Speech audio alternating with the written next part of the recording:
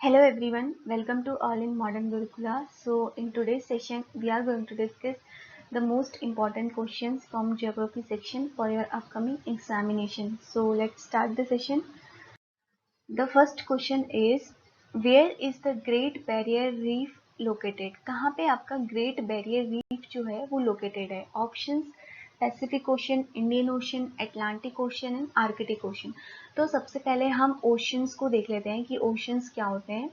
तो देखिए आप यहाँ पे मैप में देखेंगे पैसिफिक ओशन, ठीक है। उसके बाद आप यहाँ पे देखेंगे अटलांटिक ओशन, फिर आपका है इंडियन ओशन, फिर आपका आर्कटिक ओशन एंड फिर आपका last one is southern ocean, ठीक है। ये टोटल आपके इतने ओशियंस हैं। एंड लास्ट दूसरा आपके होते हैं कॉन्टिनेंट। कॉन्टिनेंट कितने हैं आप देखेंगे, north America, south America, Europe, Asia, Africa, Australia या फिर इसी को हम क्या बोलते हैं ओशियाना, ठीक है। और जो इंडिया आपका लोकेटेड है, ये आप देखेंगे इंडिया इज आवर कंट्री। तो ये कौन से कॉन्टिनेंट में लोकेटेड है, ये आपका एशिया में लोकेटेड है, ठीक है। तो ये सारी इंफॉर्मेशन भी आपको इसके रिलेटेड याद रखनी है। तो अब यहाँ पे ये बहुत इंपॉर्टेंट क्वेश्चन है, ग्रेट बैरियर रीफ कहाँ पे लोकेटेड है। तो इसका करेक्ट आंसर देखते हैं हम लोग। इसका करेक्ट आंसर है आपका ए, दैट इज पैसिफिक ओशन, ठीक है। अब देखेंगे कि कोरल रीफ होता क्या है, ये जिसकी वजह से आप देखेंगे कि पूरा आपका सिस्टम खराब हो जाता है। यहाँ पे पहले देखिए आप कितना अच्छा इकोसिस्टम है, उसके बाद जब ये बैरियर आ जाता है तो ये पूरे इकोसिस्टम को क्या कर देता है, खराब कर देता है, ठीक है। नेक्स्ट इसमें हम देखते हैं, ये देखिए यहाँ पे ये लोकेटेड है ग्रेट बैरियर रीफ। ये कौन से ओशन में आपका पड़ता है, पैसिफिक ओशन में, ठीक है। और ये ऑस्ट्रेलिया के यहाँ पे आपको मिलेगा, न्यू पैपुआ न्यू गिनिया के जस्ट नीचे लोकेटेड है, ठीक है। ये थी इसकी साइट और ये वर्ल्ड हेरिटेज साइट भी है, ठीक है।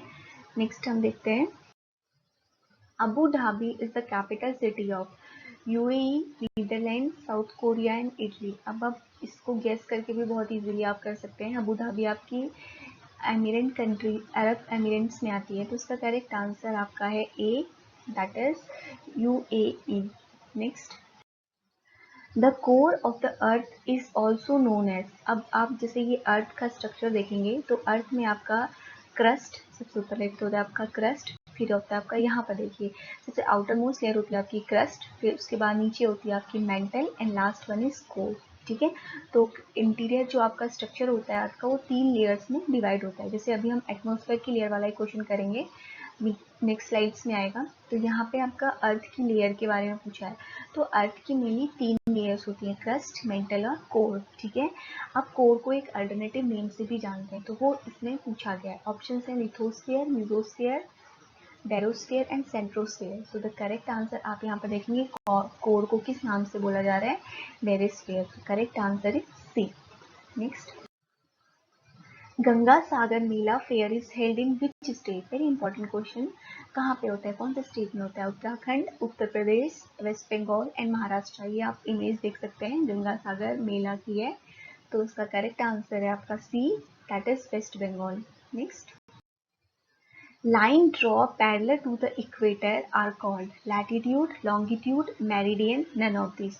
तो अब आप जैसे ये अर्थ का स्ट्रक्चर अर्थ देखेंगे पूरा, ठीक है। तो अर्थ में मैंने आप लोगों को लैटिट्यूड और लॉन्गिट्यूड लाइन का वीडियो अपलोड किया, जिसमें मैंने आपको एक्सप्लेन किया था कि ये लाइन क्या होती है। तो जो अर्थ होता है इसमें जोग्राफर्स ने अपनी अपनी फैसिलिटी के लिए लाइंस ड्रॉ करी हैं, ठीक है। तो ये रियल लाइन नहीं है, ये इमेजिनरी लाइंस हैं। प्लेसेस को लोकेट करने के लिए जोग्राफर्स ने अलग अलग लाइंस ड्रॉ करी हैं।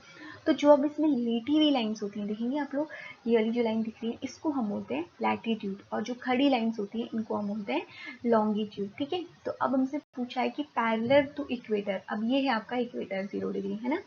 तो इक्वेटर है तो इक्वेटर के पैरेलल, तो पैरेलल लाइन कौन सी होंगी, जिस जो आपस में कभी मिलेंगी नहीं, है ना। तो जस्ट ऊपर वाले देखेंगे तो ये कौन सी लेटी लाइन है, यानी कि हम इनको क्या बोलेंगे, लैटिट्यूड, ठीक है। अब यहाँ पे आप लोग मेरिडियन भी देख सकते हैं। मेरिडियन क्या है, मेरिडियन हम लोग टाइम के लिए यूज करते हैं। देखिए दो लैटिट्यूड्स के बीच में आप लोग इसको दिख रहा है ना मेरिडियन, और दूसरा आपका यहाँ पे होता है नॉर्थ पोल ऊपर और नीचे भी होगा साउथ पोल, ठीक है। तो ये देखिए ये पैरेलल होंगी दो आपस में, तो पैरेलल कौन सी लाइन है, लेटी लाइन। तो यानी कि क्या आंसर होगा, लैटिट्यूड।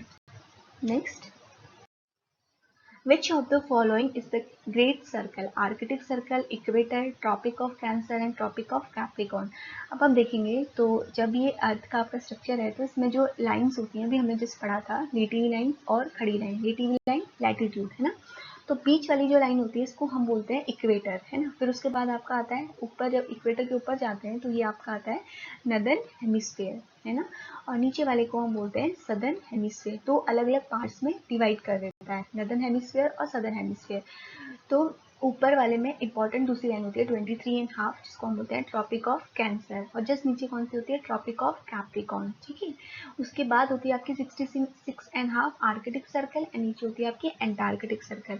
तो कौन सा आपका जो है वो ग्रेट सर्कल का फॉर्मेशन करता है, जो इक्वेटर वाली लाइनें देखेंगे आप डायग्राम में, ग्रेट सर्कल, ये वाली दोनों कौन सी करेंगी, स्मॉल सर्कल। अगर क्वेश्चन पूछेगा कि कौन सी लाइन स्मॉल सर्कल को फॉर्म करती है, तो इन दोनों में से कोई एक ऑप्शन में दिया होगा, ट्रॉपिक ऑफ कैंसर या फिर ट्रॉपिक ऑफ कैप्रिकॉर्न, ठीक है।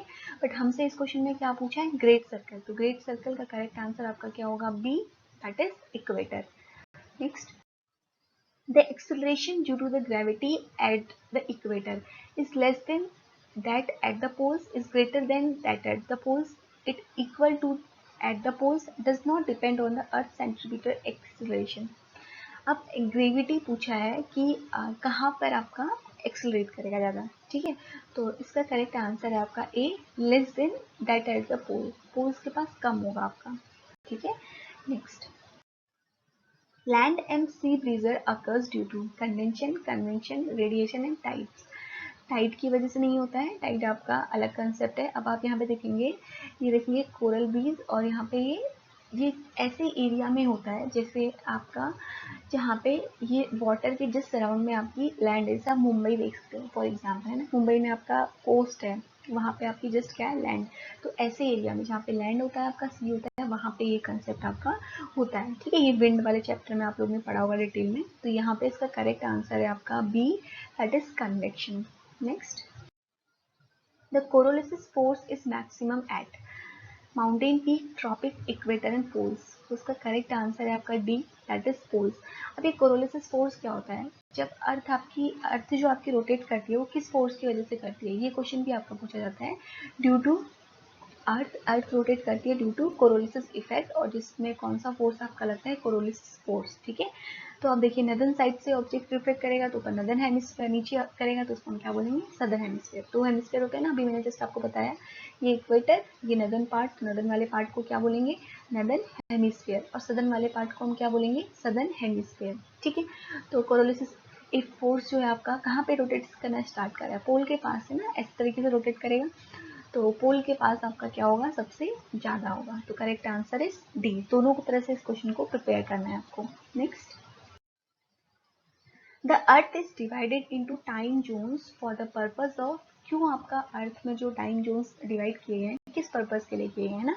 हर एक कंट्री में आप देखेंगे अलग अलग टाइम जोन्स है, तो कौन सी कंट्री जिसके पास सबसे ज्यादा टाइम जोन है, तो उसका करेक्ट आंसर है आपका रशिया। आप देखेंगे ना, रशिया बहुत बड़ी कंट्री है ना, तो इसके पास बहुत ज़्यादा टाइम जोन है। इंडिया के पास सिर्फ एक ही टाइम जोन है, that is IST, Indian standard time, ठीक है। अब क्यों उसको किया गया है, रीज़न क्या है, तो इसका रीज़न है maintaining a standard time system. Obvious सी बात है, टाइम सिस्टम को मेंटेन करने के लिए। तो करेक्ट आंसर इसका ए है, ठीक है। अब आप देखेंगे यहाँ पे 0 डिग्री, ये कौन सी लाइन होगी, खड़ी वाली, लैटिट्यूड या लॉन्गिट्यूड, लॉन्गिट्यूड ना, तो ये वाली लाइन आपकी GMT, यहाँ से हम लोग मेजर करते हैं ग्रीनविच मीन टाइम, जो कहाँ से पास होती है आपकी, लंदन में, ठीक है। अब यहाँ से हर एक कंट्री ने अपना अपना टाइम जोन डिसाइड किया है। तो अगर आप देखेंगे तो ये आपका ईस्ट साइड पड़ेगा, है ना, और ये आपका कौन सा पड़ेगा, वेस्ट हो जाएगा, है ना। तो इंडिया कहाँ पे पड़ता है, GMT के ईस्ट साइड पे, ये रहा इंडिया। तो इंडिया का खुद का कौन सा टाइम जोन है जो इंडिया ने बनाया है, वो है आपका IST। तो आपको पता होना चाहिए कि इंडिया के कितने स्टेट से पास होता है, मैंने बहुत बार पूछा भी है, अगर आपको पता है तो आप एक बार कमेंट बॉक्स में आंसर दे देंगे जल्दी से। मिर्ज़ापुर से ये पास होती है, जो यूपी में पड़ता है, वहाँ से आती है आपकी ये। टोटल कितने स्टेट से पास होती है ये आपको पता होना चाहिए, प्लस ट्रॉपिक ऑफ कैंसर भी पता होना चाहिए, ठीक है, इंपॉर्टेंट क्वेश्चन है। Next, our atmosphere is divided into layers. अब हमारी एटमोसफियर जो है, जिस पीछे हमने क्वेश्चन किया था अर्थ की क्रस्ट पे, ठीक है, अर्थ की लेयर पे। अभी हम किसकी लेयर देख रहे हैं? एटमोस्फेयर की लेयर। तो कितनी लेयर्स में डिवाइडेड? 2, 3, 4 एंड 5। अब देख लेते हैं यहाँ पे। सबसे नीचे वाली लेयर होती है ट्रोपोस्फेयर, फिर stratosphere, mesosphere, thermosphere and last one is exosphere. तो कितनी लेयर है टोटल आपकी? 5। तो correct answer is D, that is 5। अब इस लेयर में कुछ कुछ इंपॉर्टेंट फैक्ट्स हैं, वो भी आपको पता होना चाहिए। जैसे ओजोन लेयर आपकी स्ट्रेटोस्फेयर में प्रेजेंट होती है, कितनी कितनी हाइट पे लोकेटेड है, आउटर मोस्ट लेयर कौन सी है, इस तरीके से उसमें मल्टीपल टाइप ऑफ क्वेश्चन पूछे जाते हैं। ठीक है, तो हर एक क्वेश्चन को आपको प्रिपेयर करना है, इसी डायग्राम से आप प्रिपेयर कर लेंगे।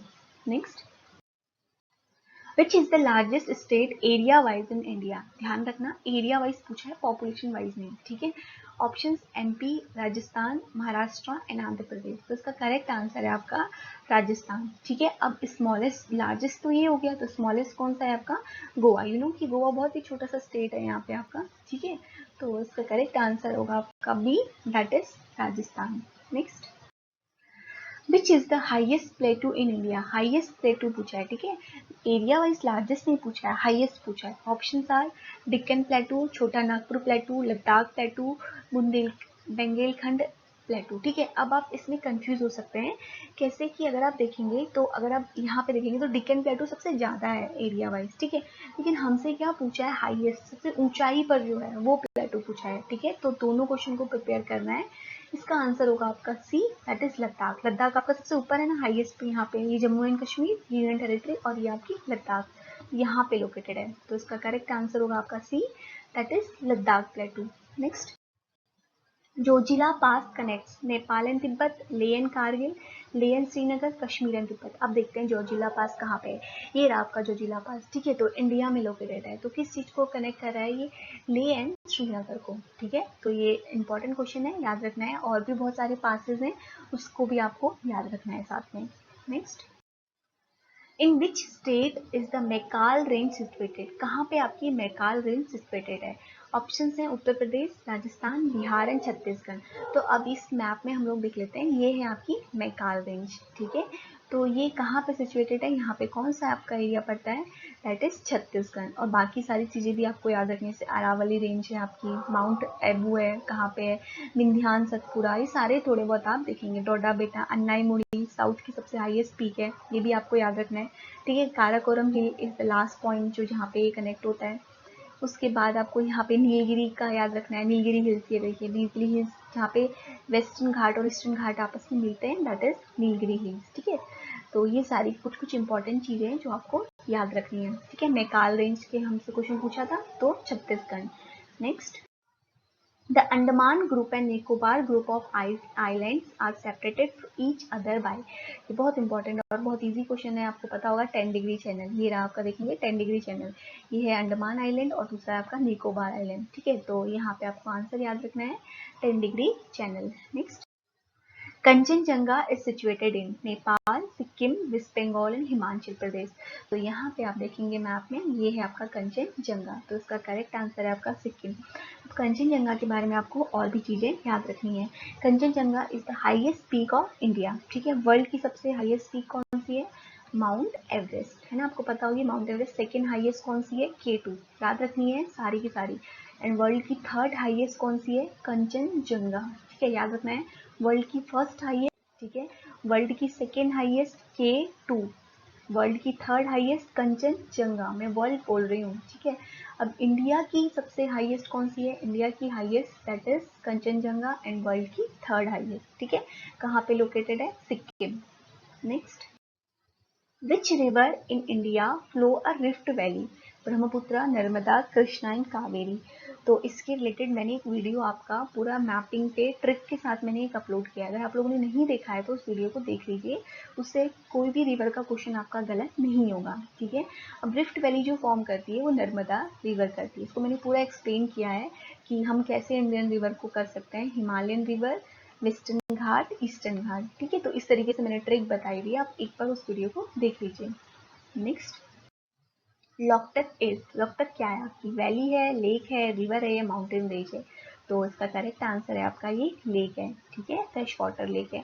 तो ये कहाँ पे लोकेटेड है आपका? मणिपुर में, मणिपुर आपका स्टेट है ना, वहाँ पे ये आपकी लोकेटेड है। ठीक है, इसके बारे में एक और चीज़ आपको बतानी है कि ये कुछ है, ये रामसर साइट है या क्या है, आप मुझे बताएंगे कमेंट बॉक्स में। कि ये क्या है लोकतक, ठीक है।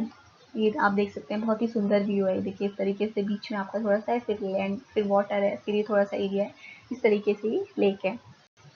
Next question, which of the following wind is blowing from Mediterranean Sea to the northwestern part of India? Important question है सी से रिलेटेड।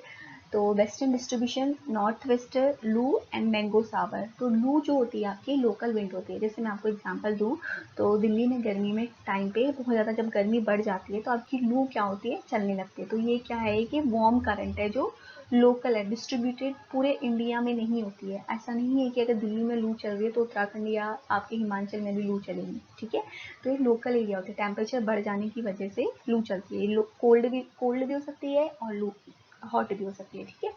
और मैंगो शावर ही आपका एक जब आपका मानसून आता है तो उस समय जो बहुत ज़्यादा तबाही करता है, कहाँ से आता है, हमेशा नीचे साउथ से स्टार्ट होता है ना, तो उसमें वहाँ के उसका नाम है ये मैंगो सावर, ठीक है।